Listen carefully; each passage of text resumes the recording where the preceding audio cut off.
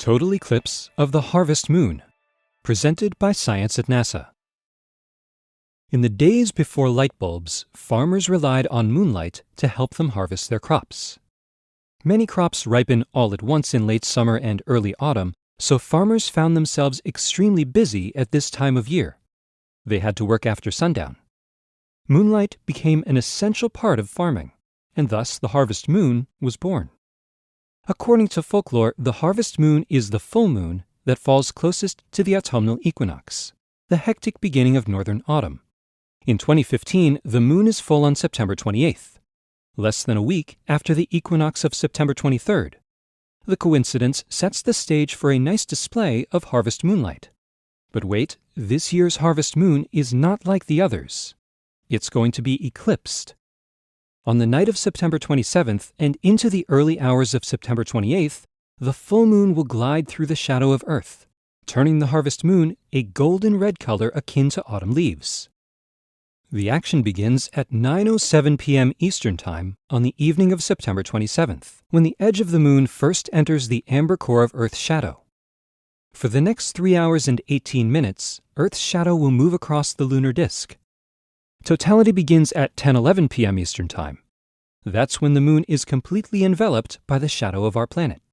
Totality lasts for an hour and 12 minutes, so there is plenty of time to soak up the suddenly red moonlight. The reason the moon turns red may be found on the surface of the moon itself. Using your imagination, fly to the moon and stand inside a dusty lunar crater. Look up. Overhead hangs Earth, night side facing you, completely hiding the sun behind it. The eclipse is underway. You might suppose that the Earth overhead would be completely dark. After all, you're looking at the night side of our planet. Instead, something amazing happens. When the sun is located directly behind Earth, the rim of the planet seems to catch fire. The darkened terrestrial disk is ringed by every sunrise and every sunset in the world, all at once. This light filters into the heart of Earth's shadow, suffusing it with a coppery glow. Back on Earth, the shadowed moon becomes a great red orb.